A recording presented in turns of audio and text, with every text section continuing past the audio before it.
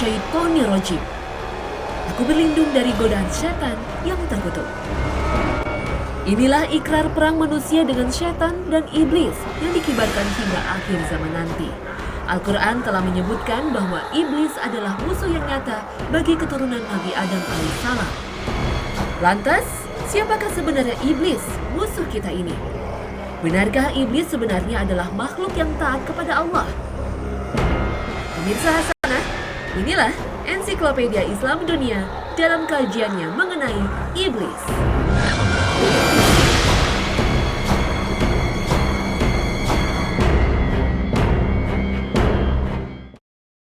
يا أيها الذين آمنوا ادخلوا في السلم كافة ولا تتبعوا خطوات الشيطان إنه لكم عدو مبين. Hai orang-orang yang beriman, masuklah kamu ke dalam Islam secara keseluruhan. Dan janganlah kamu turut langkah-langkah setan. Sesungguhnya setan itu adalah musuh yang nyata bagimu. Assalamualaikum warahmatullahi wabarakatuh. Selamat pagi pemirsa Trans 7, Hasanah Ensiklopedia Islam Dunia. Pagi ini kembali hadir ke hadapan Anda untuk berbagi pengetahuan dan saling menasihati dalam kebajikan. Allah telah memperingatkan kita akan musuh yang harus kita perangi, yakni iblis. Maka mengetahui siapa sejatinya iblis menjadi sangat penting agar kita mampu mengalahkan dari dosa-dosanya kepada Allah Subhanahu wa Ta'ala. Maka Allah Subhanahu wa Ta'ala akan selalu mengampuni dan menjauhkannya dari godaan iblis. Dari Abu Sa'id Al-Khudri, dia berkata, "Aku mendengar Rasulullah Shallallahu Alaihi Wasallam bersabda, iblis berkata kepada Robnya, demi kemuliaan dan keagunganmu, aku senantiasa akan menyesatkan anak-anak Adam selama ruh masih ada pada mereka. Maka Allah berfirman, demi kemuliaan dan keagunganmu, aku senantiasa akan mengampuni mereka selama mereka memohon ampun kepadaku." Hadis riwayat Ahmad.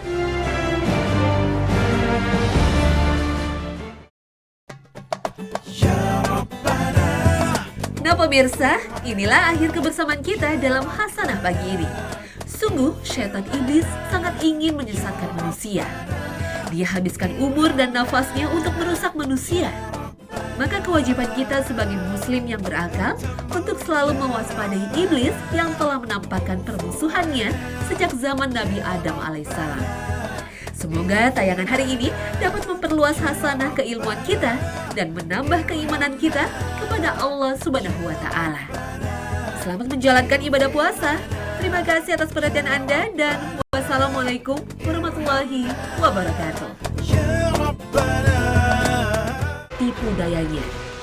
Suatu saat Nabi Yahya pernah bertanya kepada iblis, "Hai iblis, mengapa bentukmu buruk dan jelek?" Iblis menjawab, "Hai Nabiullah, ini karena nenek moyang Anda, Nabi Adam alaihissalam. Tadinya aku dari golongan makhluk yang mulia. Aku tidak pernah mengangkat kepalaku dari sujud yang kulakukan selama 400.000 tahun.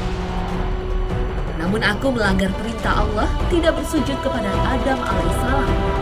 Allah murka kepadaku dan melaknatku. Aku pun berubah dari bentuk mulia menjadi bentuk setan. Padahal sebelumnya di antara seluruh malaikat tidak ada yang rupanya lebih bagus dari diriku." Pemirsa Hasanah, nama asli iblis adalah Azazil, yang berarti makhluk terhormat Allah. Azazil dikisahkan pernah menjadi imam para malaikat atau menjadi syahid al-malaikat, penghulunya para malaikat. Khazin al-Jannah atau bendaharawan surga, sekaligus Abu al-Jan atau bapaknya para jin. Sebelum dilaknat Allah, iblis berwajah rupawan, cemerlang, dan memiliki 4 sayap. Iblis dikenal sebagai makhluk yang berilmu tinggi, rajin beribadah, dan menjadi kebanggaan para malaikat. Bahkan karena ketaatannya, Allah menghadiahkan 600 sayap kepada iblis, sama seperti sayap yang dimiliki malaikat Jibril. bercerita kepada kamu Abu Ahmad telah bercerita kepada kami Sufyan dari Abu Az-Zubair dari Jabir dari Rasulullah Shallallahu Alaihi Wasallam bersabda, singgasana iblis adalah di tengah laut. Di sanalah ia mengirimkan para tentaranya. Yang paling tinggi kedudukannya adalah yang paling besar kejahatannya. Hadis sahih riwayat Ahmad. Iblis senang tinggal di daerah para-para, yakni tempat antara gelap dan terang, antara air dan udara, antara kebenaran dan kebatilan. Suatu ketika Allah Subhanahu wa Ta'ala menciptakan Nabi Adam alaihissalam sebagai khalifah dan ditempatkan di surga yang penuh dengan kenikmatan. Penciptaan manusia mendapat protes dari para malaikat.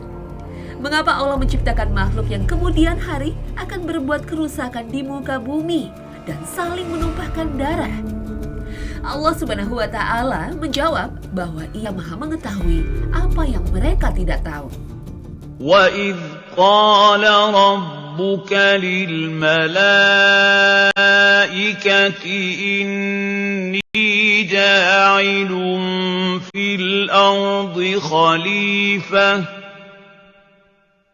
قالوا أتجعل فيها من يفسد فيها ويسفك الدماء ونحن نسبح بحمدك ونقدس لك قال إني أعلم ما لا تعلمون.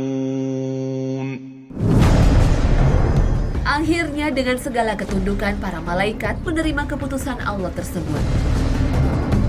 قالوا سبحانك لا علم لنا إلا ما علمتنا إنك أنت العليم الحكيم. Hanya iblis yang menolak bersujud kepada Nabi Adam alaihissalam. Iblis menganggap kedudukan Adam lebih rendah. Iblis berkata, bagaimana aku harus bersujud kepada Adam, sedangkan ia diciptakan dari tanah hitam yang berbau busuk, sedangkan aku diciptakan dari api yang lebih mulia. Karena kesombongan ini, iblis dalam Al-Quran kadang disebut dengan setan yang berarti congkak, sombong, dan melampaui batas. Inilah awal kejatuhan iblis. Iblis merasa dengki dengan Nabi Adam alaihissalam yang telah menikmati karunia besar berupa penghormatan dari Allah dan para malaikat sejak pertama kali diciptakan. Sementara iblis harus bekerja keras dengan ibadah selama ratusan ribu tahun untuk mencapai posisi sebagai penghulu para malaikat. Akibat pembangkangan ini, Allah Subhanahu wa Ta'ala menurunkan derajat iblis serta mengusirnya dari tempat yang paling tinggi. Disinilah permusuhan iblis kepada Nabi Adam alaihissalam mencapai puncaknya. قال رب بما أغويتني لأزينن لهم في الأرض ولأغوينهم أجمعين. Iblis berjanji untuk menuntut balas kepada Nabi Adam yang dianggap sebagai penyebab jatuhnya kedudukannya di hadapan Allah. Dengan membohongi Nabi Adam alaihissalam dan Siti Hawa agar mau memakan buah kuldi yang sebenarnya adalah buah terlarang, akhirnya iblis berhasil menggelincirkan Nabi Adam dan Siti Hawa sehingga terusir dari surga Allah. Maka jadilah iblis sebagai makhluk yang pertama kali yang berbohong di alam semesta ciptaan Allah ini.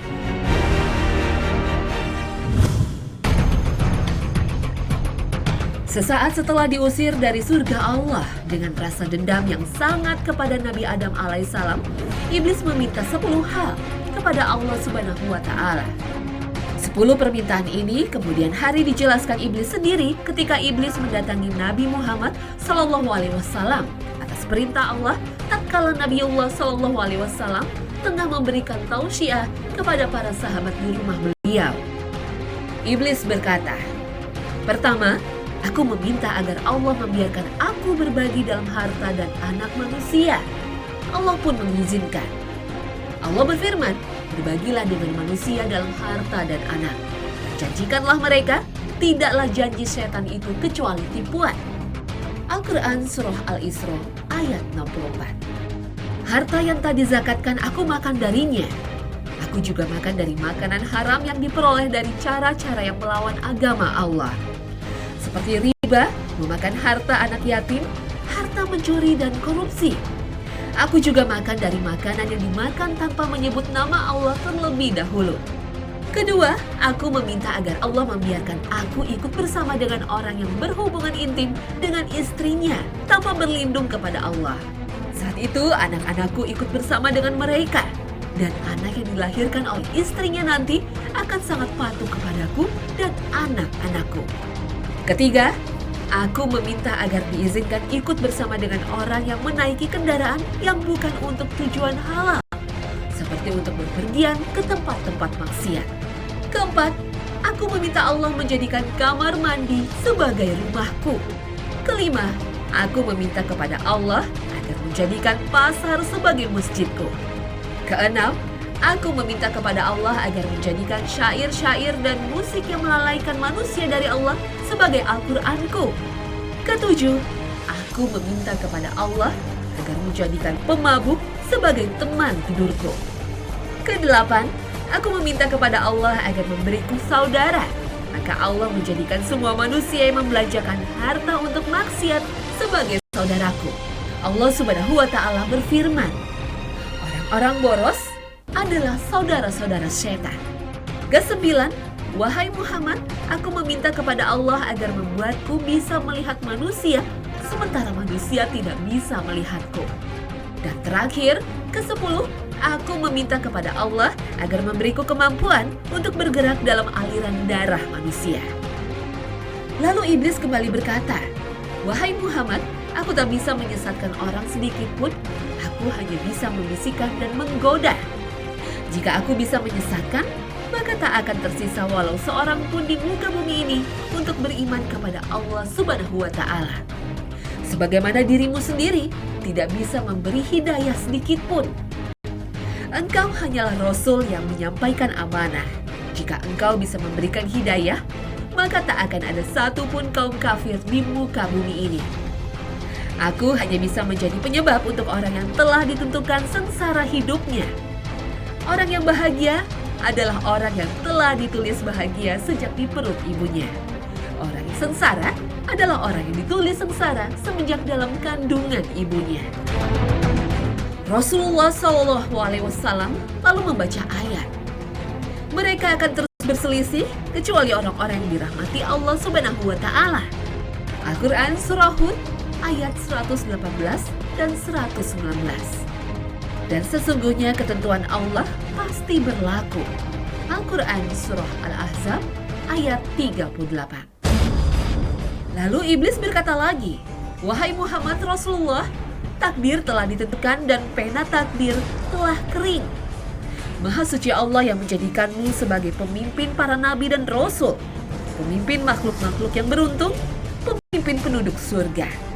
Maha suci Allah yang telah menjadikan aku pemimpin makhluk-makhluk yang merugi dan pemimpin penduduk neraka. Akulah orang yang celaka dan terusir. Ini yang aku sampaikan kepadamu dan aku tak berbohong kepadamu saat ini."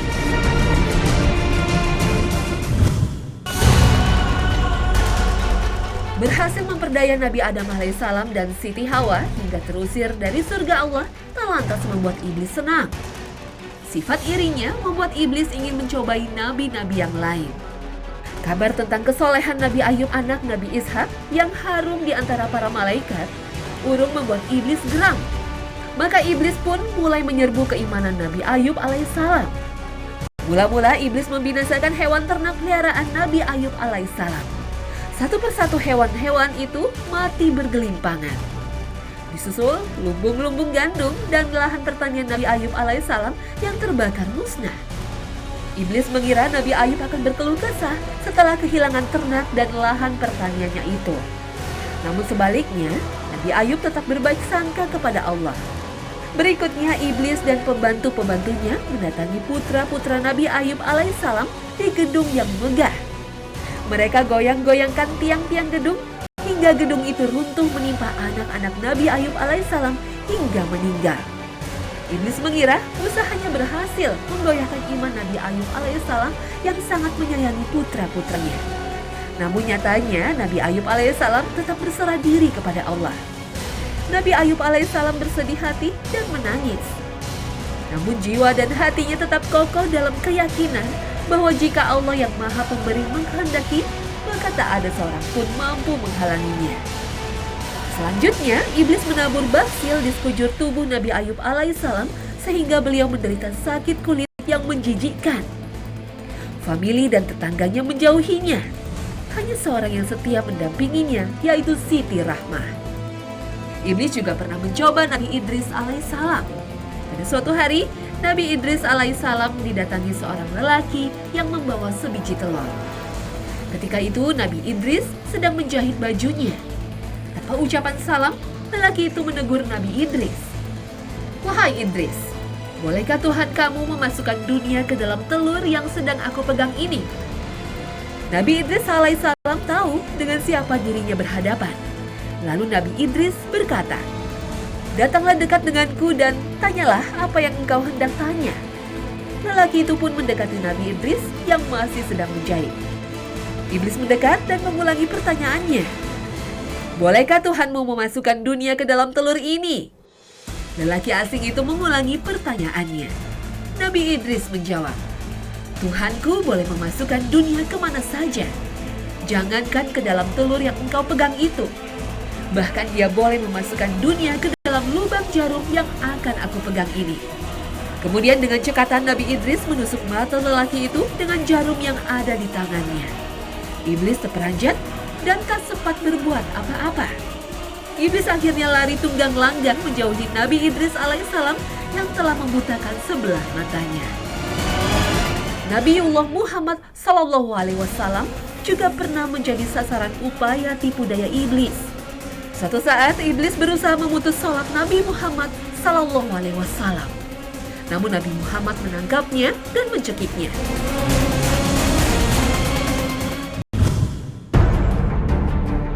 Sudah nasya Allah bahwa perang melawan iblis harus kita jalani. Permasalahannya, bagaimana kita bisa memenangkan peperangan ini? Menurut Ibnu Qayyim, perang melawan iblis ada dua tingkatan. Pertama, menolak syubhat dan keraguan yang dilemparkan setan kepada hamba. Kedua, menolak syahwat dan kehendak-kehendak rusak yang dilemparkan setan kepada hamba. Perang yang pertama akan diakhiri dengan keyakinan, sedangkan perang yang kedua akan diakhiri dengan kesabaran. Wallahu a'lam bishawab. وَجَعَلْنَا مِنْهُمْ أَئِمَّةً يَهْدُونَ بِأَمْرِنَا لَمَّا صَبَرُوا وَكَانُوا بِآيَاتِنَا يُوقِنُونَ. Ketika Allah Subhanahu wa Ta'ala menurunkan manusia di muka bumi, sesungguhnya Allah menyertakan petunjuk untuk mereka. Sehingga manusia-manusia hidup di dunia ini tidak dibiarkan begitu saja tanpa bimbingan atau perintah dan larangan. Bahkan Allah menurunkan kitab suci dan mengutus para rasul yang membawa peringatan, penjelasan, dan bukti-bukti. Maka barang siapa berpaling dari peringatan Allah, maka dia akan menjadi mangsa iblis dan dijerumuskan ke dalam kecelakaan abadi. Allah Subhanahu wa Ta'ala memerintahkan manusia agar berlindung kepadanya dari gangguan setan iblis. Karena setan iblis berbeda dengan manusia yang bisa berubah hatinya dengan kebaikan. Sementara bagi iblis, perbuatan baik tidak akan mempengaruhinya karena setan iblis memiliki tabiat yang jahat. Dan tidak akan mencegahnya darimu kecuali ia yang telah menciptakannya. Di antara hikmah Allah untuk menangkal kejahatan iblis adalah menurunkan kitab suci Al-Quran adalah sebagai obat dan penawar bagi orang yang beriman. Allah berfirman, وَنُنَزِّلُ مِنَ الْقُرْآنِ مَا هُوَ شِفَاءٌ وَرَحْمَةٌ لِّلْمُؤْمِنِينَ وَلَا يَزِيدُ وسارا Dan kami turunkan dari Al-Quran suatu yang menjadi penawar dan rahmat bagi orang-orang yang beriman. Dan Al-Quran itu tidaklah menambah kepada orang-orang yang zalim selain kerugian. Al-Quran Surah Al-Isra ayat 82. Selain itu, zikrullah merupakan benteng yang sangat kokoh untuk melindungi diri dari gangguan setan iblis. Sebagaimana hal ini diketahui dari pemberitaan Allah kepada Rasul-Nya, antara lain melalui lisan Nabi Yahya alaihissalam. Dari Al-Haris Al-Asy'ari bahwa Nabi SAW bersabda, sesungguhnya Allah memerintahkan Yahya bin Zakaria alaihissalam dengan 5 kalimat agar beliau mengamalkannya dan memerintahkan Bani Israel agar mereka mengamalkannya di antaranya. Aku perintahkan kamu untuk zikrullah, mengingat, menyebut Allah. Sesungguhnya perumpamaan itu seperti perumpamaan seorang laki-laki yang dikejar oleh musuhnya dengan cepat, sehingga apabila dia telah mendatangi benteng yang kokoh, kemudian dia menyelamatkan dirinya dari mereka dengan berlindung di dalam benteng tersebut. Demikianlah seorang hamba tidak akan dapat melindungi dirinya dari syaitan, kecuali dengan zikrullah. Hadis riwayat Ahmad. Dan satu lagi, selama masih hidup, manusia membutuhkan taubat dan istighfar